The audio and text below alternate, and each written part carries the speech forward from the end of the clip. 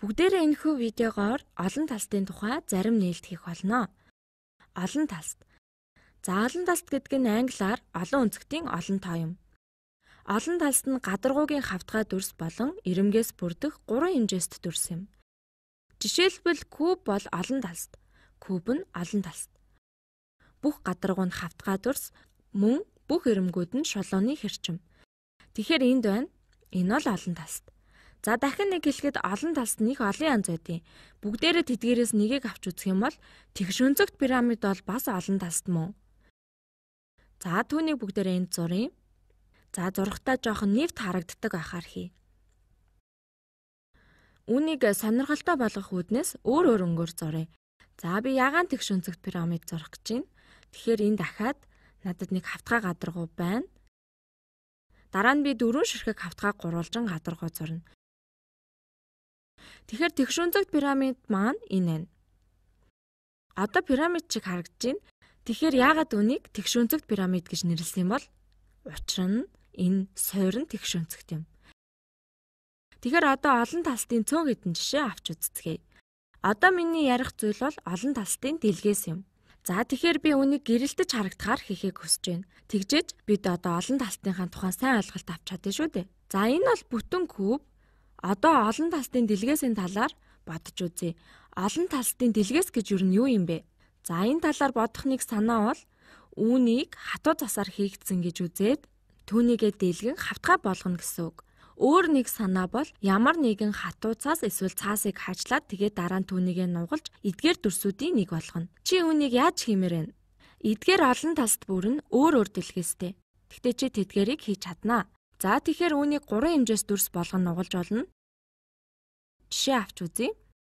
За магадгүй хамгийн энгийн жишээ нь ийм куб байж болох юм. Би үүнийг өнгөөр ялгах гэж байна.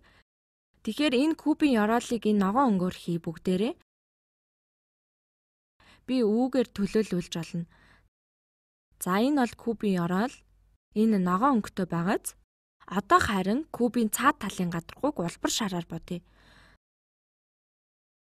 За би үүнийг улбар шараар төлөөлүүлнэ. Одоо би үүнийг гадагшин нугалж байгааг анзаараарай.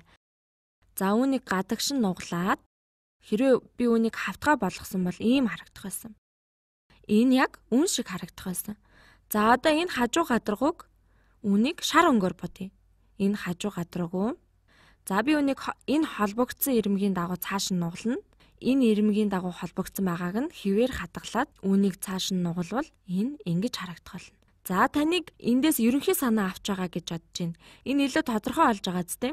Энэ ирмэг энд байна, энэ ирмэг энд байна. Одоо бүгдээрээ энэ дээд хэсэгт анхаарлаа хандуулъя. Кубын маань дээд хэсэг энэ байна. Магадгүй энэ нь байгаа үнийг би цайвар ягаанаар хий. Энэ кубын дээд талын хэсэг цайвар ягаан өнгөтэй шүү. Тэгэхээр эдгээр талуудыг залгах хэрэгтэй. Би үнийг энэ талтай эсвэл энэ талтай залгаж болно. За энд залгачээ. Тэгэхээр энэ шар тал энд байна. Түүнтэй залгая. За бид үүнийг задлаад энэ шар хэсгийг нугалцсан. Тэгэхээр бид энэ хэсгийг гадагшин нугалж байна. Энэ ийм болох болно. Тэгээд бид энэ урд нүрийг нугалж чадна. Энэ урд нүр маань энд байна. Бид үүнийг энэ ирмэгийн дагуу дэлгэх болно. За тэгэхээр энэ маань ингэж явна шүү дээ. Бидэнд одоо кубын зүүн талын нэг нүр байгаа. Бидэнд энэ тал энд байгаа. За бид нэг хид хідэн зүйлийг хийж чадхаасан. Бид энэ ирмэгийг ингэж гадагш дэлгэж болно. Тэгээд бүгдээрээ гадаргууг нь энд зурх болно. Эсвэл хэрвээ бүгдээрээ ямар нэгэн сонирхолтой зүйл хийхийг хүсэх юм бол бид энэ ирмэгийг энэ шар талын дагуу дэлгэж болно. Өөрөөр хэлбэл энэ ард талын дагуу. Тэгэхээр бид үүнийг ингэж дэлгэж болно. Хэрвээ бид үүнийг ингэж дэлгвэл энэ нь энд шар квадраттай холбогдно. Чи дэлгээс байгуулах олон янзын аргуудыг харж байгааз. Тэгэхээр дэлгээс гэхээр бүх дэлгээсийг хийсэн ч тэр нь буцаад энэ олон талст болох ёстой. Энэ тохиолдолд куб байлаа. За бүгдээрээ ахин нэг жишээ авч үзцгээе. За тэгэхээр бүгдээрээ одоо тэгш өнцөгт пирамид дээр хий. Учир нь эдгээр нь бүгд тэгш өнцөгт пирамид байгаа. За бүр дугаалах юм бол эдгээр квадратууд нь манай гадаргуунууд байсан. Хамгийн илэрхий зүйл нь суураас эхэлж байж болох юм. За суураас эхлэе. Тэгээд өөр талуудыг авна. Мөн тэднийг шууд гадагшин дэлгэнэ гэсэн үг. За жишээлбэл энэ талсыг энд авч болно. үүнийг дийлгэн. За энэ бол ингэж харагдана шүү дээ. Бид мөн энэ хэсгийг авч болно. За үүнийг дийлгэх юм бол ингэж харагдах болно. Энэ улбар шар талтай ижил хэмжээтэй байх ёстой. Гэхдээ би үүнийг гараараа зурж байгаа учраас энэ тэмч гоё болохгүй байна л да. Тэгэхээр энд зурагдлаа. За тэгээд энэ урд нүрийг авах болно. За энд мөн ахаад нэгийг энэ ирэмгийн дагуу дэлгэнэ. За энэ бол ингэж харагдана. Ингээд эцэст нь чи энд байгаа энэ талсыг авна. Энэ ирэмгийн дагуу дэлгэнэ. Эн чинь тэгэхээр энд ирэх болно. Энэ бол тэгшүүнцэгт пирамидын цор ганц дэлгээс биш.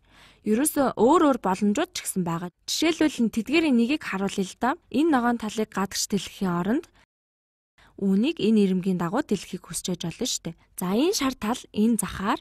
Гэхдээ энийг хийх нь бол баг зэрэг ялгаатай шүү за. За энэ талыг энэ харагдаж байгаа ирэмгийн дагуу дэлгэнэ. За ирэмгийг бүгдээрээ будъя. Энэ бол ирмэг. Хүүх гурвалжны ирэмгийн дагуу. За энэ ирмэг байна. За тэгэхээр ногоон гурвалжинг дэлгэхэд энэ ингэж харагдах болно. Ногоон гурвалжинг дэлгэлээ. За энэ ингэж харагдана.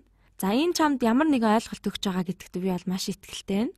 За энэ нь бол ямар ойлголт өгөх вэ гэхээр эдгээр нь 3 хэмжээс дөрөс олон тастыг дэлгэх олон хэлбэр байгаа гэдгийг одоо чамд харуулж байгаа юм. Хэрвээ чи хатуу цаасыг зүсэн буцаагаад тэдгээрийг байгуулж олно шүү дээ. Тэгэх юм бол тэр хавтгаалсан хувилбар буюу олон тастаа задлчаад байгаа тэр хувилбарыг олон тастын дэлгээс гэж нэрлэдэг байгаа шүү.